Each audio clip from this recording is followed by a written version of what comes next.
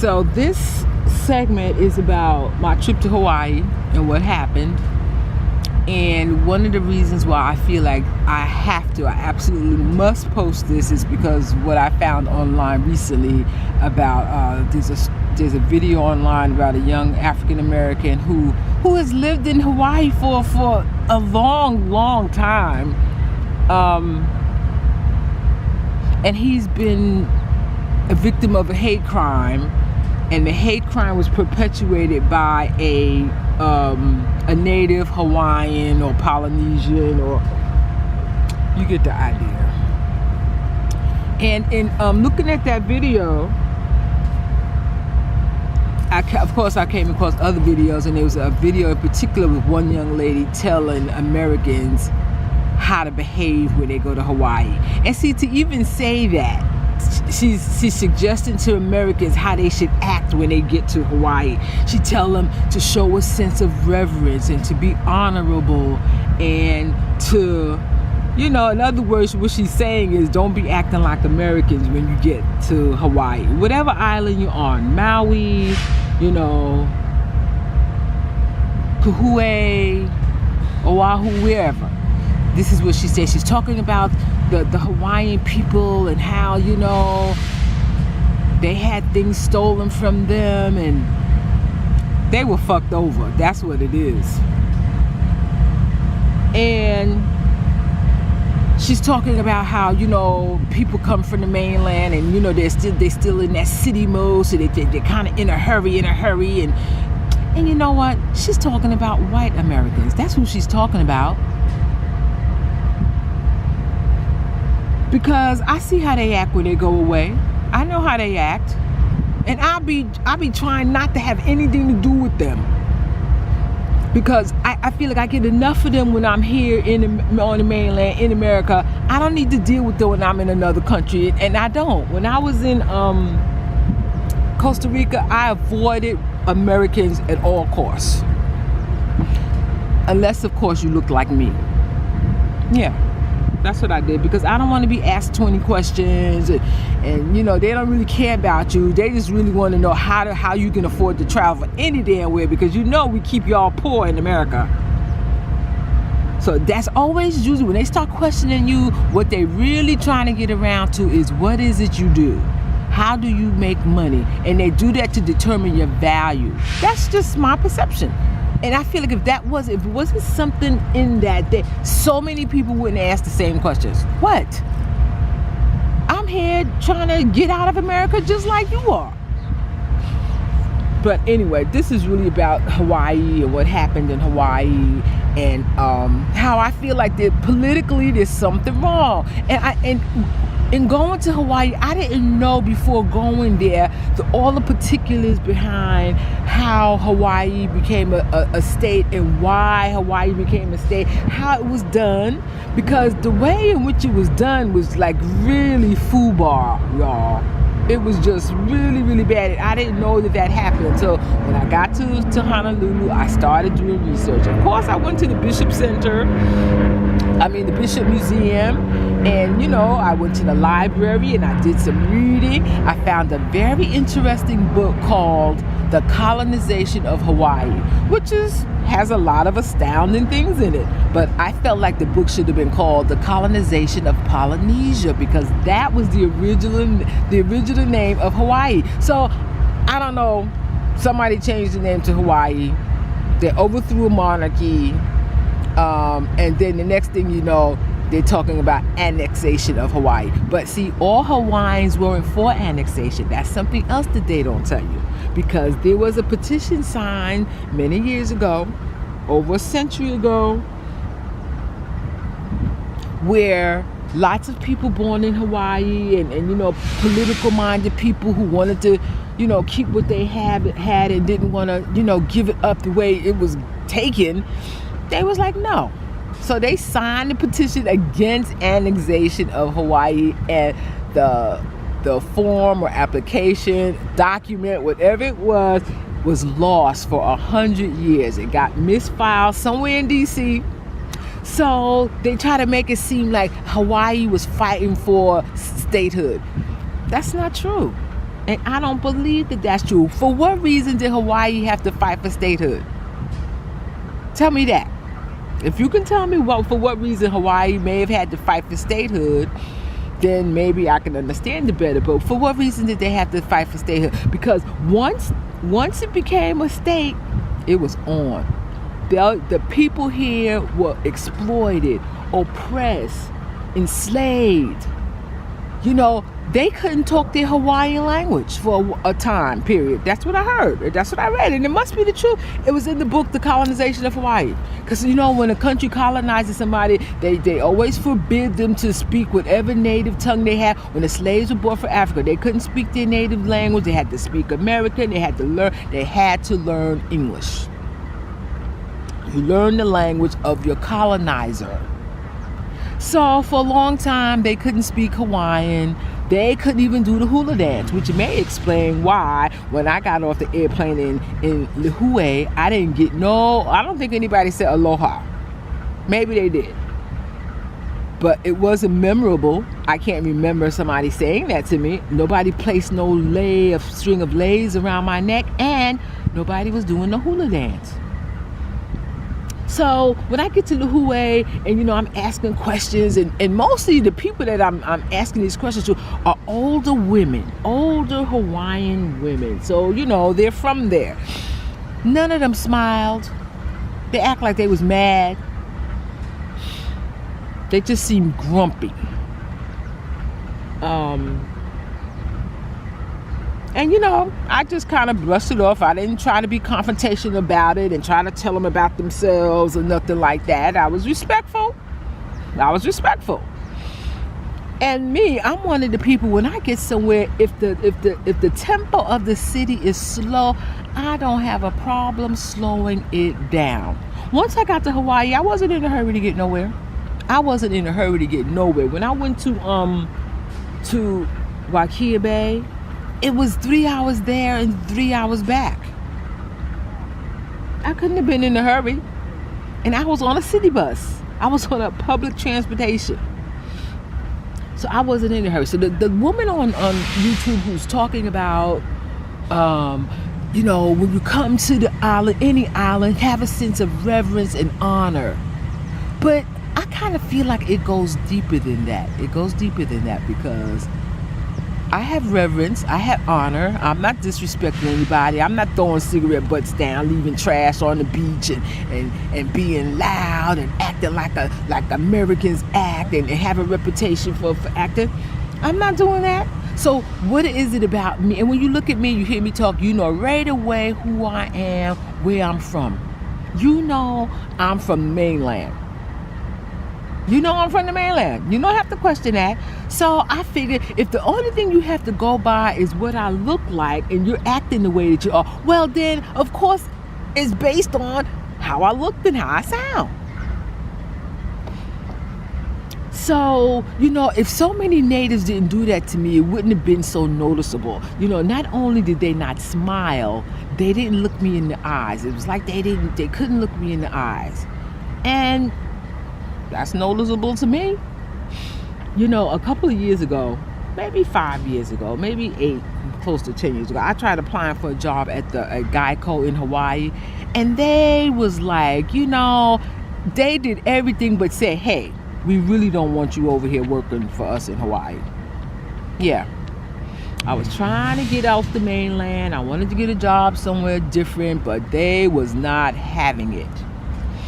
And before that happened, I had heard that Hawaiians were kind of mean to African Americans. Why? And you know what? That begs the question. It absolutely begs the question. Exactly what are Hawaiian students, and let's talk about from the 50s up until now, exactly what are they being taught in school about African Americans? Forget about Americans, just African Americans, the people that were brought from Africa to America to be enslaved for centuries, building that country. What were Hawaiians taught about the African people who were enslaved and brought to America to work? That's what I want to know. that's the question that I wanted to ask somebody who has been born in Hawaii, has gone to school in Hawaii, and has lived there for most of or all of their life. That's the question I want to know. Because I got to tell you, I didn't learn hardly anything about Hawaii. I remember seeing in the 60s, when I was very young, a movie about how Hawaii became the 50th state. I remember it clearly, but I don't remember anything about the royal family and the monarchy, the people who were running Hawaii before it was overthrown and known as Polynesia. I don't recall that. And then, of course, throughout my life, everything I've learned about Hawaii has always been, depicted if somebody's having a Hawaiian luau, something with a Hawaiian theme, which means grass skirts and, leis and ladies shimmering. And what else represents Hawaii? Of course, pineapples. And I suppose beaches. And, they like to refer to Hawaii as the ultimate paradise. It's just paradise without end. That's how people describe Hawaii. But little do they know that Hawaii was used to be called Polynesia. It was run by a monarchy, which means that they were a sovereign nation, which means that if the 5 businessmen had overthrown the monarchy, we would need a passport to get to Polynesia. Yeah, we would need a passport to get to Polynesia. Their money wouldn't be American. Their first language wouldn't be English. Yeah, so the businessmen went in there, overthrew the monarchy, and just basically took over and said, hey, now you all are a part of the United States. And as a result of that, I know they had to enslave the people to some extent. It's enslavement. It was enslavement. Y'all may think of it as something else. Y'all may think of it as y'all have helped build Hawaii Island. No, that's enslavement. That was enslavement. So now you've grown up in Hawaii and you've gone to school in Hawaii, and they must be teaching you things. And plus, if Hawaii's part of the United States, that means the news is comparable to what it is on the mainland. So there's not very many black people in Hawaii. They make sure that. And the few black people that I've seen here that I can tell live here, they're probably here for school or they're here for military purposes. And that seems to be one way you can get to live in Hawaii is if you're military and you get to choose wherever state you want to live, you choose Hawaii. And obviously that's what lots of people have done. But when I rode the bus in Honolulu, I didn't see hardly any African Americans on the bus. When I was on the bus, it was mostly Japanese, Chinese, Asians, Hawaiians, Polynesians, whatever they want to call themselves. And it's just, so many mixture of people. And you know what? And I'm sure it's true. You'd be hard pressed to find somebody who's 100% Polynesian. They are mixed with so many ethnicities.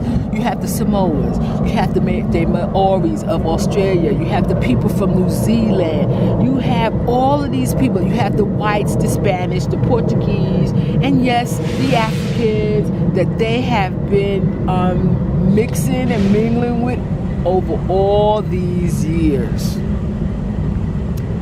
Yeah, I think you'd be harder pressed to find an original, authentic Polynesian than you would being able to find 100% African in America. That's what I think. But the young lady who was talking about reverence and honor, she made it seem like that's all there was to it. And I just feel like there's more to it than that. She talks about the islands being a place where you slow down. Well, I get that totally, 100%. And then there was another young lady giving the pros and cons of living in Hawaii, because she was a student from Atlanta, and she gave the pros and cons, and she gave the good stuff. No, did she do the bad stuff? No, she did the good stuff first, and then she talked about what she didn't like. And I think that I was surprised that she didn't say that she faced any type of racial prejudice. She didn't say that she did. But then she was fair-skinned. You know, so she could have easily been somebody who was born there. Just from the way that she looked, she could have, because I've seen some of the women that are depicted as Hawaiian women.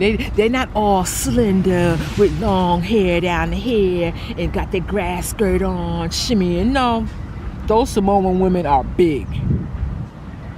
But so for some reason, some Hawaiians just don't seem to have an idea of what they seem to not be politically aware. And I'm sure it's not all of them, because I had the pleasure of going to the second annual Honolulu Barbecue and Blues Festival that took place at the Hawaiian Village, Hilton Hawaiian Village. And one of the performers, whose name was Willie K, got up and he was speaking, and he said, I think he said he was dedicating a song, and he said to my to my Polynesian brothers or something like that. Anyway, the point is that he used the word Polynesian. He didn't say Hawaiian. You know what that tells me about him? That tells me that he's politically aware. He's politically conscious. He knows what happened. He understands what's going on. You're not Hawaiian. First of all, you know, just like me being African American, well, you know, I wasn't born in Africa, but of course I'm of African descent. That's easy to see. What else I think will be interesting is what a 2020 census form will look like in Hawaii, because I know it's not going to look like what it looks like on the mainland, what it will look like on the mainland. It's not going to be there.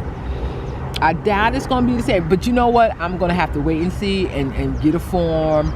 Maybe in 3 years I'll be ready to come back to Hawaii, and I can I'll be able to see an official form of what it looks like. I'm just curious about the categories they have, because every so often they feel like they must alter some things to change the way people are categorized as far as ethnicity goes. You know?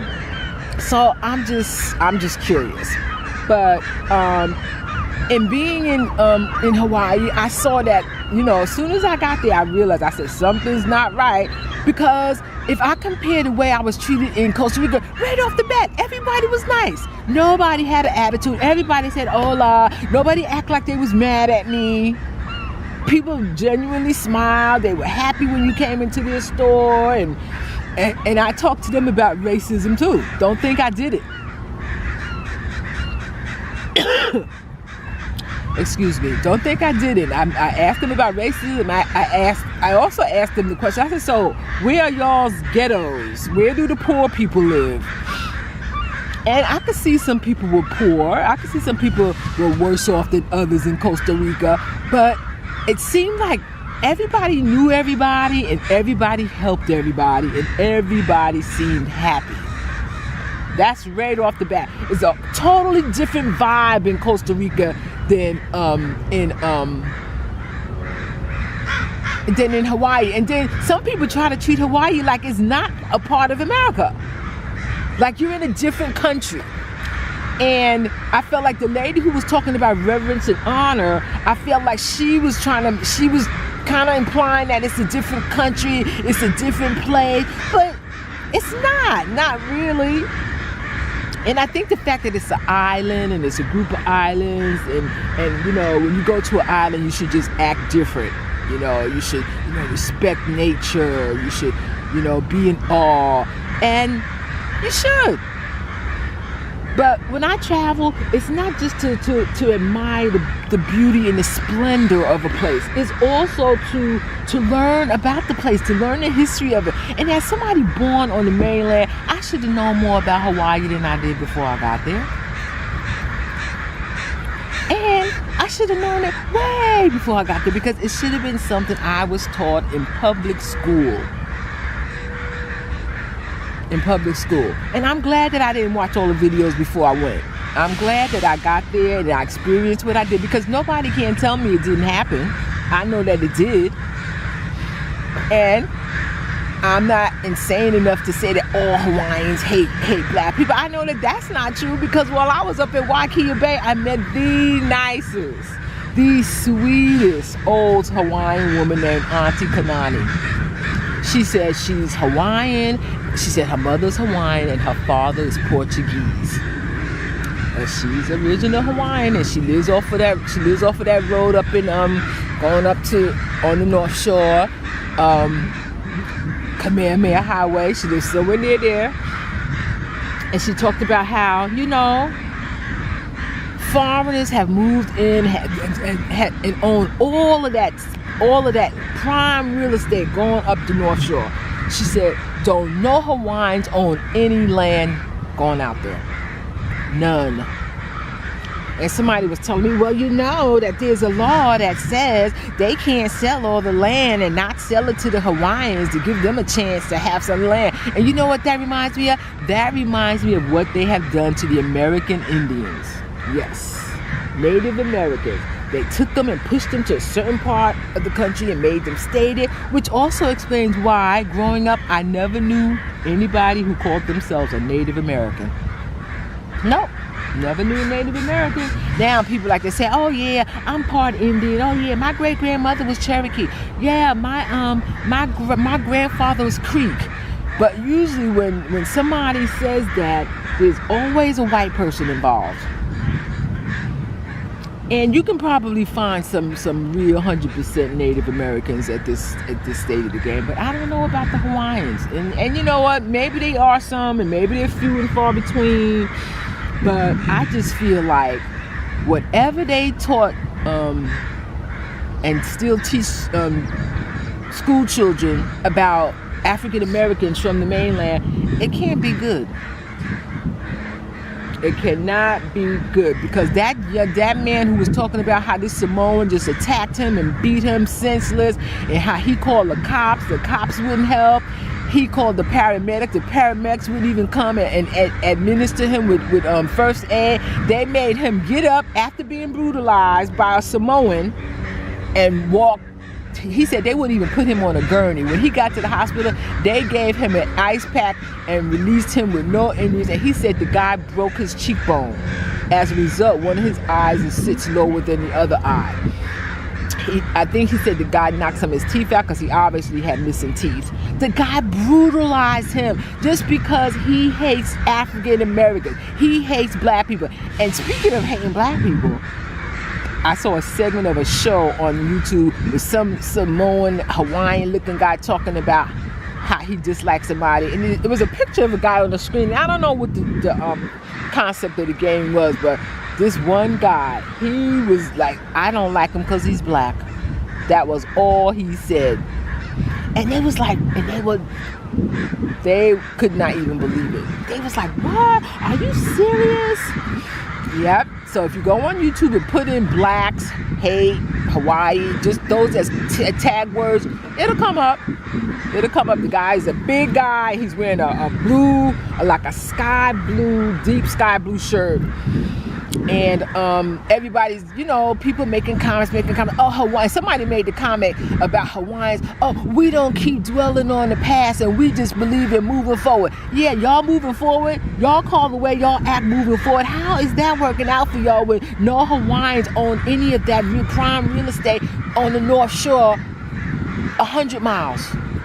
It's 100 miles one way, y'all, up the North Shore. Yes, it is. And I know because I went there and back on the bus. And it's beautiful. It's breathtaking. It's beautiful. The houses are huge, magnificent. Don't know Hawaiians own no land there. So how is it y'all moving forward to anybody who feels like y'all are moving forward? Y'all have moved forward and they're not dwelling on the past. So that Samoan who brutalized that man, he's got some deep-seated hate for him. Why? The question is why? Was it something he was taught in school? Because it's definitely a learned behavior. He learned that. He heard something somebody said. You know, maybe he saw something in a movie, something in a TV show, because Lord knows there's enough TV shows and stuff portraying people who look like me in a bad light. You don't even have to look far. And then you have the nightly news. And if they're in Hawaii, that means they're seeing news from the mainland. And so they think that, they think a certain thing about people, African Americans born on the mainland. But, people hating and despising black people, it's nothing new. It's nothing new. I think there are very few places you can go in the world where people are receptive of you as an African American. But the people that they need to be angry with, if they want to be angry with somebody, why y'all not mad at the Asians? They're the ones who's coming in here for the most part and buying up everything. Everywhere I looked in Hawaii, there was construction. One of the bus drivers said to me, and that was down by Ward because I went to a theater.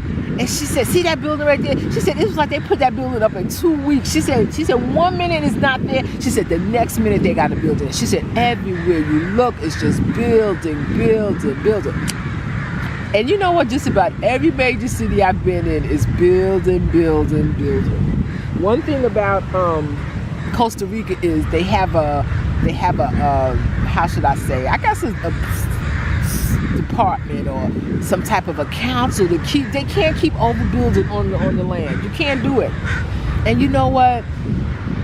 A place like Costa Rica, there's no way they would do that. They just couldn't do it. I suppose San Jose, Costa Rica is overdeveloped enough, but out in La Fortuna, they can't do that. They cannot. But in Hawaii, and Hawaii has lots of beaches, lots of spas, lots of resorts. I've never seen so many hotels in my life. It's just lots of things. And how are those people sharing in the wealth of what Hawaii is going to do? Waikiki is the most touristy place I ever seen, and Waikiki is for somebody who don't get out much. Because after I got to Waikiki and saw the craziness on Kuhio Beach and Kuhio Avenue, which is a main thoroughfare, that's where all the high-priced stores are and everything imaginable. But I did not know that Hawaiians consider Spam a delicacy. And I did a video footage shoot of all the different types of Spam at Safeway. I was amazed. I hadn't had Spam in so long. I can't even tell you the last time I had Spam. But somebody thinks that there's something wrong with a culture who thinks that Spam is a delicacy. But so the woman is talking about, and what she's talking about basic common decency. That's what she's talking about when you go to a place. And I know that's how I am. I believe when in Rome, do as the Romans do. And I know Hawaii has a certain culture. I know it's not like, it shouldn't be like mainland America, but it is. Actually, it's something that mainland America isn't. It's just a real, very, very touristy place. With mostly Japanese, Chinese, Koreans, people from everywhere, but mostly them. Most of them. And I know that those people had a strong presence in Waikiki before the bombing of Pearl Harbor. They were here. I know that they were here. But I still don't understand how they went from being ruled by a monarchy to being annexed and being considered a part of the United States. And then to me, what's odd is that Hawaiians do not consider themselves American. Yes. The young little Hawaiian lady told me that. She said, no, we do not consider ourselves American. Is that a Wiesler? It's a Weimaraner. Oh, I always get that. I always forget that name. Hey, how you doing? Weimaraner, German, right? Yeah. What is, you know what it means? No, I have no idea. Yeah, that's interesting. You're so pretty. Very nice. Very nice. Thank you. Got my dogs mixed up.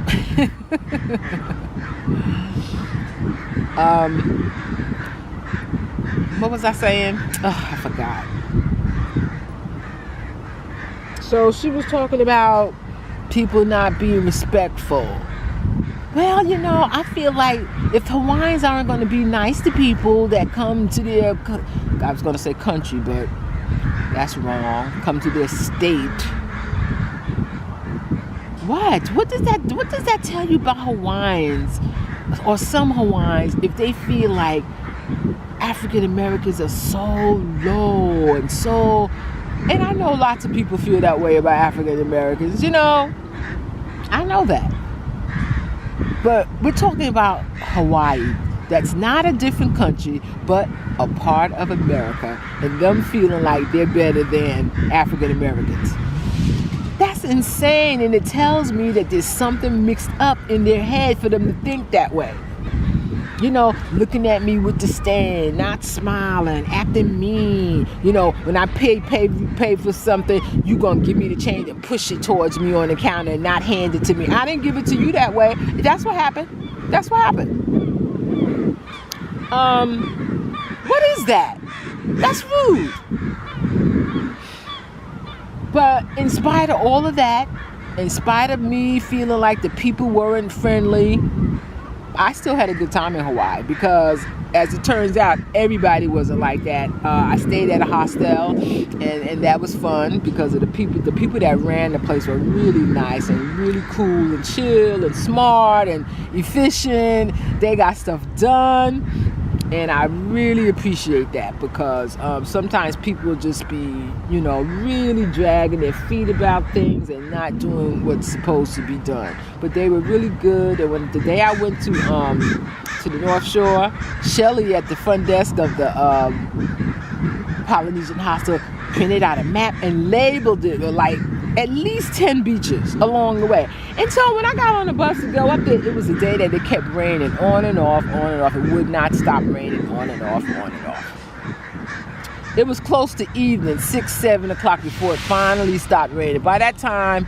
I was on my way back because I couldn't even find a place for under $100 to stay at. If I could have found a place that was under $100, I would have stayed in the North Shore and then spent all day that next day there to make up for the day that it didn't stop raining. But it didn't stop raining long enough for me to do that. I did go down to the beach, the Waikiki Bay beach, for a short time, but then it kept raining. So by the time I got to Waikiki Bay Falls, I just kind of hang out there for the rest of the of my time up there at the North Shore. And I did try to find some place reasonable to stay at for one night. So I think that, and you know, people on Airbnb like to brag that they're on the North Shore, and you know, if you want quiet, come to the North Shore. But it's a longer ride from the airport to the North Shore, at least 30 to 45 minute ride. And you know, they always say depending on traffic. But the North Shore is nice, but you need a car. And even though the bus runs up and down Kamehameha Highway, which can get you from place to place, because also on Kamehameha Highway is what they call the Polynesian Cultural Center. Another place I wish I could have visited, but I'm sure I could never afforded it. It was $22 to get into the Bishop Museum, and then they charged me an additional $2 to go into the nighttime sky exhibit. Yeah, after paying $22.95, they charged me an additional $2. And I felt like it was worth it because it was a good exhibit. I love planetarium shows, so it was like a planetarium show. And he was talking about the Southern Cross and how we could see the Southern Cross in the Hawaiian sky at night, and where to look and what time to go look at it. So it was a fun exhibit. But I learned a lot at the Bishop Museum. I wish I could have gotten to the Polynesian Cultural Center, which is on Kamehameha Highway. And when I was going past that, it was like, gosh, I guess it must have been 8 in the morning. So of course it wasn't opened. I ended up getting off in a little town that it just happened to have a McDonald's in it. So I went into the McDonald's and sat there for a while and ordered some stuff and tried to find a place to stay. Shelly had even labeled on the map a place called Turtle Bay. Turtle Bay is like a 5-star resort. So when the bus driver pulls it, he was like, "You want to get off here? You want to get off here?" I was like, "I can't get off here." I'm like, their rooms are more than $200 a night.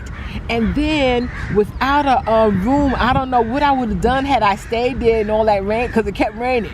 So I got back on the bus, stayed on the bus, he went all the way to the end of the line. When he got to the McDonald's is where I got off, and I ended up getting the bus to bring me back and that was when I decided to get off at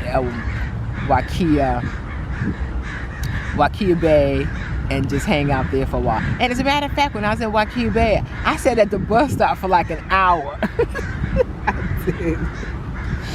And the whole time I was sitting there, it would start raining, then it would stop. It would start raining, then it would stop. And the Waikia Valley Bay is like a nature preserve. That's what it is. It's a nature preserve, and it's a botanical garden also. And so I got to walk around there and look at some things. I should take this video and just kind of splice stuff into what I did there on the day I went to Waikia Bay. I have so much video footage. Oh my goodness! I wish I could just take everything and put it on a external drive. I do have my external drive, but it's in San Jose. When I go back to San Jose and get the rest of my stuff, I'll be sure. Then I'll have it with me. But okay, so the lady who's talking, you know what, I need to find that video because I need to respond to what she wrote, because I feel like it's more than that, you know. And she's white, she's fair skinned, and she's got blonde dreadlocks, and she's talking about Maui, and you know, she's talking about it being a spiritual place, and but I still feel like it's more than that. And everywhere you go, you see Americans behaving badly. So why do you expect them to behave any different in Hawaii, which is not a different country, it's a different state? And I feel like she was trying to make it like it was a country and not a state. And you know, she's trying to say, don't bring your mainland behavior to the islands because we don't appreciate it, and we feel like you need to obey the laws and you need to respect our culture and you need to behave a certain way. And my thing is, you shouldn't even have to tell somebody they need to behave a certain way. You know, and it's kind of like talking to people like they're stupid. Like mainland inhabitants are just like, they just don't get it. Yeah, that's what I got out of the video, that she felt like that mainland Americans just don't get it. And when you come to Hawaii, it's not a part of America. Yeah, that seems to be something she was trying to say. When you come to Hawaii, it's not a part of mainland America, so you just need to change the way you're behaving, and don't come here with that behavior. But I understood what she was saying. I understood it 100%. But like I keep saying, it's more than that. It's the political mindset. It's how politically aware are, like, do they have a Black Lives Matter here? I'm sure not. But I did speak to a young man up at Waikia Falls. His name was Mika.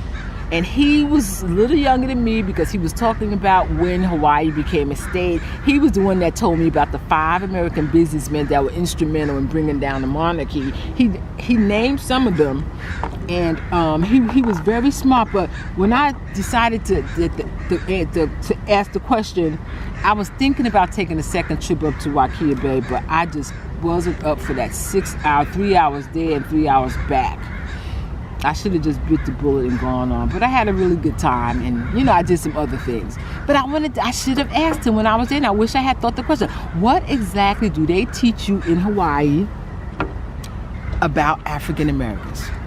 That's all I want to know. That's what I wanted him to tell me. That's the question I wanted to have answered. But I didn't think of it in time, so I didn't get to ask the question. But I think that in talking to some more people, and perhaps I'll meet some people who were born in Hawaii and was educated there. because I know for a fact that they didn't teach us hardly anything about Hawaii except that it's the 50th state, and then for us to think of it as a paradise, and the hula dance and the string of lays, and this is the most dog friendly place I have ever been.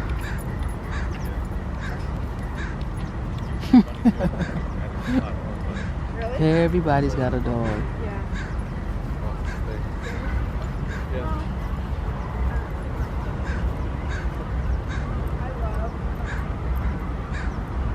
Yes, lots of dogs, y'all.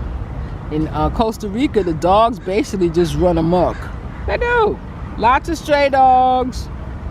But they seem to be used to it. Unlike Istanbul, Turkey, where they have lots and lots of cats. Caddy! So, I think I've been talking for at least 30 minutes.